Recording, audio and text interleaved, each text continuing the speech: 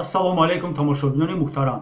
Ин барномаи сеюми мо мебошад ва дар ин барнома мо кӯшиш мекунем ки ба шумо ба саволҳои аз қабили ки ҳуқуқи овардани шикоят аз борои қарорҳои ҳуқуқвайронкуниҳои маъмурӣ, муҳлати овардани чунин шикоятҳо, муҳлати баррасии шикоятҳои шумо аз тарафи мақомотҳои болоӣ қарор бароварда ё ин ки судӣ ва инчунин дар бораи сину соли ба ҷавобгарии маъмурӣ кашидани ашхос ва саволи охирон дар бораи ҷавобгарии маъмурӣ вобаста ба вайрон кардани шарт ва шароити мусофиркашонӣ дар нақлиётҳои мусофирбар суҳбат хоҳем кард.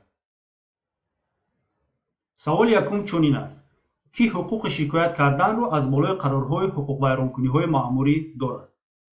мутобиқи талаботи моддаи 148 кодекси мурофиавии ҳуқуқвайронкуниҳои маъмурии ҷумҳурии Тоҷикистон чунин ҳуқуқро албатта ки ашхосе ки нисбати ӯ қарори ҳуқуқвайронкунии маъмурӣ бароварда шудааст, ҳамчунин ҳимоятгар ва ё намояндаи ӯ, инчунин ҷабрдида ва прокурор доранд.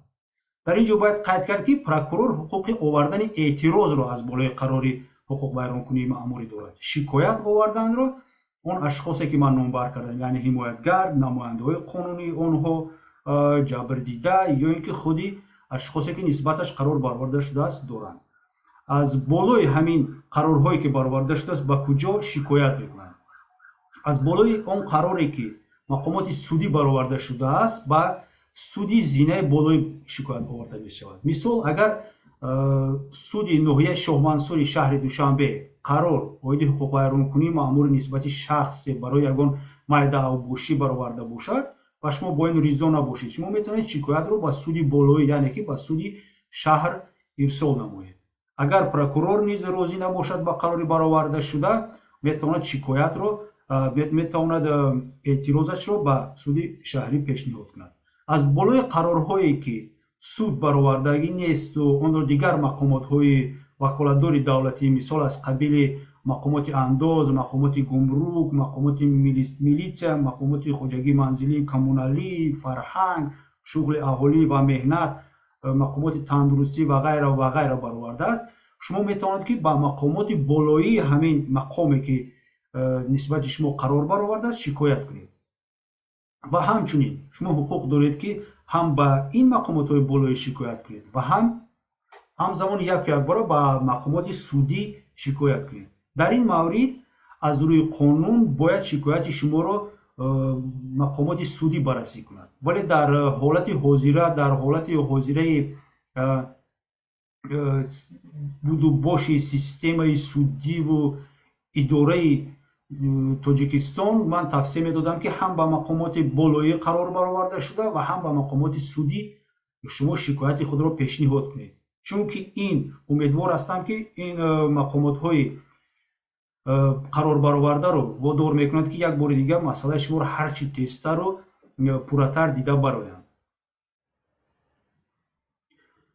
саволи дигар чунин аст: имконияти овардани шикоят аз болои қарорҳои маъмурӣ чанд вақт аст ва онҳо дар кадом муддатҳо бояд баррасӣ шаванд? мутобиқи моддаҳои 150 ва 155 кодекси мурофиавии ҳуқуқвайронкуниҳои маъмурӣ муддати қонунан муайян кардашудаи баррасии пешниҳоди шикоятҳои шумо чунин аст: агар шумо шикоят аз болои қарорҳои мақомоти дахлдоре ки нисбати шумо қарори маъмурӣ баровардааст ё ин ки суд шикоят карданӣ бошед, то ин шикоятро бояд шумо ба мақомотҳои болоӣ дар муддати 10 рӯз пешниҳод кунед. вале дар ин ҳолат низ истисноӣ ҳаст. агар ҳуқуқвайронкунии маъмурӣ вобастагӣ ба вайрон кардани қонунгузорӣ дар соҳаи интихобот ё ки райпурсии умумӣ бошад, ин муддат кӯтоҳтар карда мешавад ва 5 рӯзро дар бар мегирад. яъне ки дар муддати 5 рӯз бояд шумо аз чунин қарорҳо шикоятро ба суд пешниҳод кунед. агар чунин муҳлатро шумо бе ягон сабабҳои узрнок гузаронед, шикояти шумо баррасӣ карда намешавад ва қарор қувваи қонунии худро мегирад.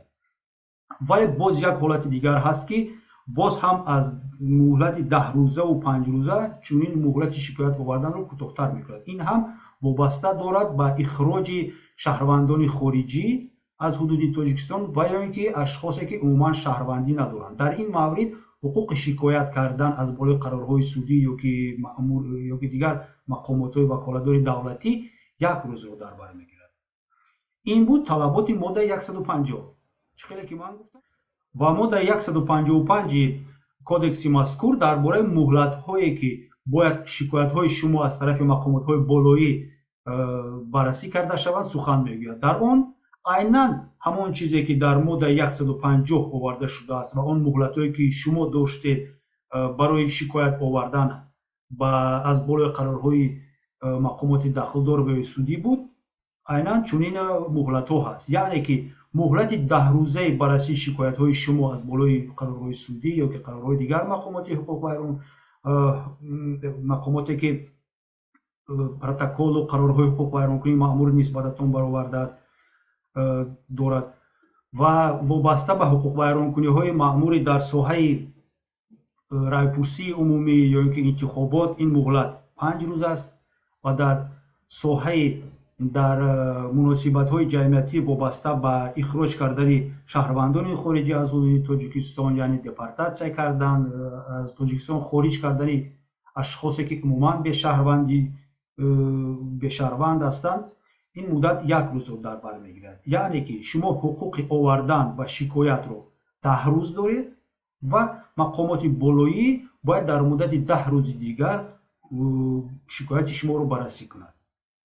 дар ин маврид ман ба шумо тавсия медодам ки чунин муҳлатро аз даст надиҳед. ҳар чӣ пештару тезтар шикоятро кунед ва назорат кунед ки дар муҳлатҳои қонун муайян карда шуда шикояти шумо баррасӣ карда шавад. саволи дигар чунин аст ки шахсро аз кадом сину сол мумкин аст ки ба ҷавобгарии маъмурӣ кашид? ба ҷавобгарии маъмурӣ ашхосро аз сини 16-солагӣ мекашанд. яъне агар сину соли ҳуқуқвайронкунанда аз ин поён бошад, дар ин маврид нисбаташ парванда албатта оғоз карда мешавад ва қарори дахлдор ба комиссия оид ба ҳуқуқи кӯдак ирсол карда мешавад барои татбиқи ягон чораи зарурӣ. ва инчунин агар дар қарор ҷарима ё ин ки ягон дигар намуди ҷазо таъин карда шуда бошад, ин ҷаримаро бояд волидайни ӯ ба давлат пардохт кунад ва зараре ки мисол аз тарафи фарзанди ноболиғи онҳо нисбати ҷабр дида расонида шудааст, бояд онҳо талофӣ кунанд. яъне ки ҷавобгарии пурраи ҳуқуқвайронкунии маъмурӣ барои ашхос фақат аз сини 16-солагӣ оғоз карда мешавад. саволи навбатӣ чунин аст. ҳамавақта дар интернету телевизион хабардор мешавем ки ин он авбош, бетамиз ва ё гапардорро ҷарима ва ё ҳабс мекунад.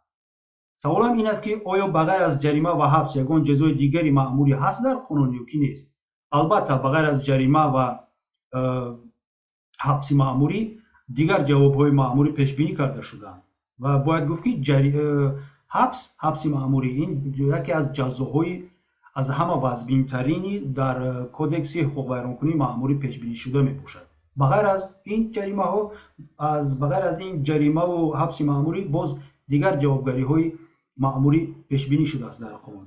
аз қабили огоҳӣ, аз қабили боздошти маъмурии амали иҷозатнома барои машғул шудан ба намудҳои муайяни фаъолият. чӣ ки медонем барои баъзе фаъолиятро кардан бояд иҷозатнома гирем. дар сурати вайрон кардани шарту қонуну қоидаи чунин фаъолият мумкин аст ки амали ҳамин иҷозатномаи шумо боздошт карда шавад. инчунин ҷазои дигар ҳаст ки маҳрум кардан аз иҷозатнома аст. ин дар он маврид татбиқ карда мешавад ки шумо мунтазам чунин ҳуқуқвайронкуниҳоро дар ҳамин соҳа содир мекунед ва ҷазои якуми шумо мисол аз муваққатан маҳрум кардани амали ин иҷозатнома ягон таъсир нарасонд ва шумо боз идома медиҳед ба ҳамин ҳуқуқвайронкуниҳотон, дар навбати дигар мақомоти болоӣ ва ё судӣ метавонад ки умуман амали ин иҷозатномаро маҳрум кунад. инчунин ҳаст дигар намудҳои ҷазоҳо аз қабили маҳрум кардани шахси воқеӣ аз ҳуқуқи махсус, боздошти маъмурии намуди ягон фаъолият ё ин ки бо подош ситонидани он ашёе ки олоти содир намудани ҳуқуқвайронкунии маъмурӣ ё объекти бо воситаи он мебошад. яъне ки шумо бо ягон олот ҳуқуқвайронкунии маъмурӣ содир мекунед ва қонун метавонад ки ба шумо чунин ҷазо дар намуди бо подош ситонидани он олоти ки боиси содир кардани ҳуқуқвайронкунии маъмурӣ гаштааст шавад. инчунин мусодираи ашё низ пешбинӣ карда шудааст ки ин ашё ҳамчун олоти содир кардани ҳуқуқвайронкунии маъмурӣ ва ё объекти бевоситаи он мебошад. ва инчунин ҷазои дигар он аст ки шаҳрвандони хориҷӣ ё ин ки ашхосе ки умуман шаҳрвандӣ надоранд аз ҳудуди ҷумҳурии Тоҷикистон берун карда мешаванд, яъне ки депортатсия карда мешаванд. ин ҳам ҷазои маъмурӣ мебошад. бояд қайд кард ки дар қарорҳои мақомоти дахлдоре ки парвандаҳоро оид ба ҳуқуқвайронкуниҳои маъмурӣ баррасӣ мекунанд, ҷазоҳо метавонанд ки ҳам иловагӣ бошанд ва ҳам асосӣ.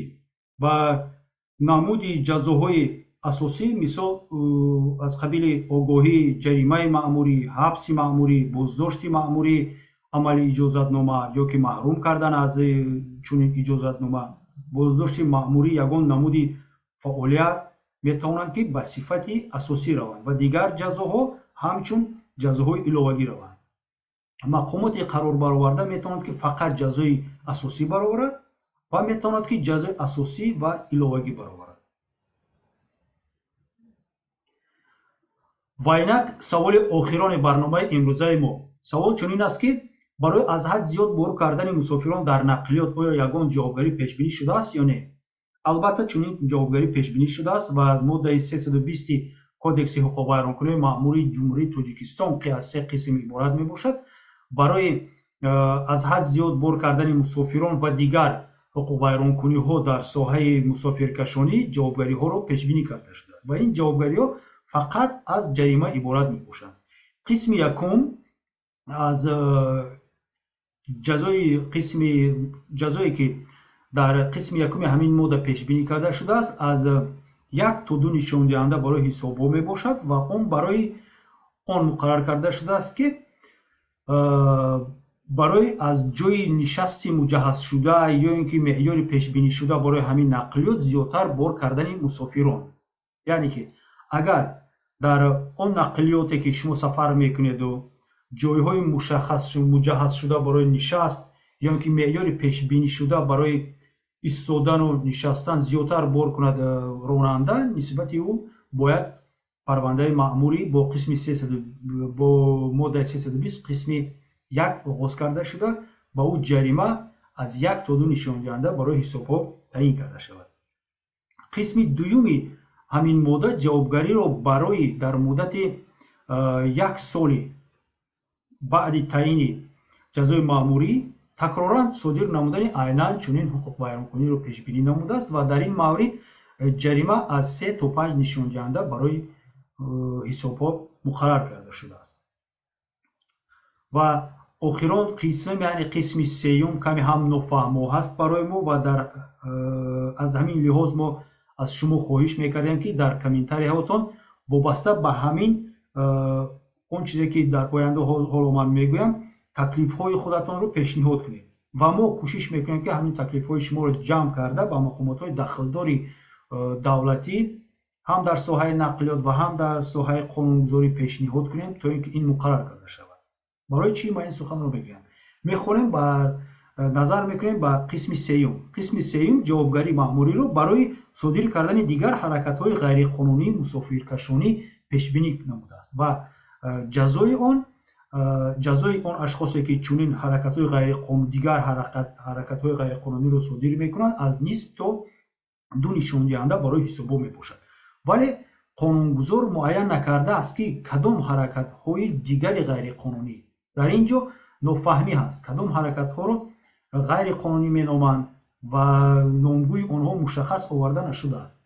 ман мисол фикр мекунам ки ба фикри ман яке аз чунин ҳаракатҳо метавонад аз қабили бениҳоят ҷои танг будани ҷои нишастӣ барои мусофирон бошад, надоштани кондитсионер ё ин ки кушода нашудани тирезаҳои воситаи нақлиёт дар ҳавои гарм یا اینکه موسیقی بلند ماندنی راننده، دقت نکردن به طلب مسافران، ویران کردن آرامی شما و اینچنین دغل رفتاری، اینها نیز همه میتوانند دیگر حرکت‌های غیرقانونی مسافرکشانی باشد، چون که شما حقوق و آزادی‌های خود را دارید و باید که هنگامی که از یک جا به یک جای دیگر با استفاده واسطه نقلیات شخص حقوقی یا که شخص واقعی که با انتقال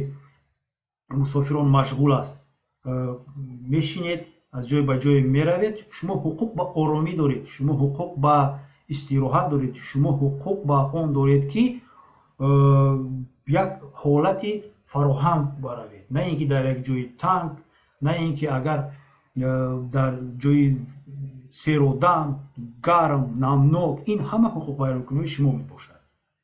این بود طلبات های ماده 320، یعنی که ماده جوابگری را برای ویران کردن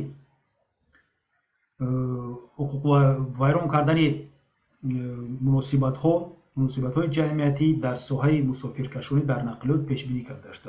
چه خیلی که گفتم، اگر شما تکلیف و پیشنهاد داشته باشید وابسته مثال به همین دیگر حقوق ویرانکنی ها، خواهش میکردیم که آن حقوق ویرانکنی ها رو نامبر میکردیم تا اینکه ما آنها رو پیگیری کنیم. اینک برنامه امروزه ما با همین خاتمه مییابد. تشکر زیاد که با ما بودید. سوال اگر داشته باشید یا که پیشنهاد داشته باشید، ما همیشه آنها رو گوش میکنیم، با سوالهای شما جواب میدهیم. امیدواریم با همکاری های آینده شما، امیدواریم که آن برنامه هایی که ما تیار میکنیم برای شما مفید میباشد و کمی هم باشد سویه دانش شما را در ساحه حقوق بلند میبردارد. تشکر زیاد. تا بازدید دوستان عزیز.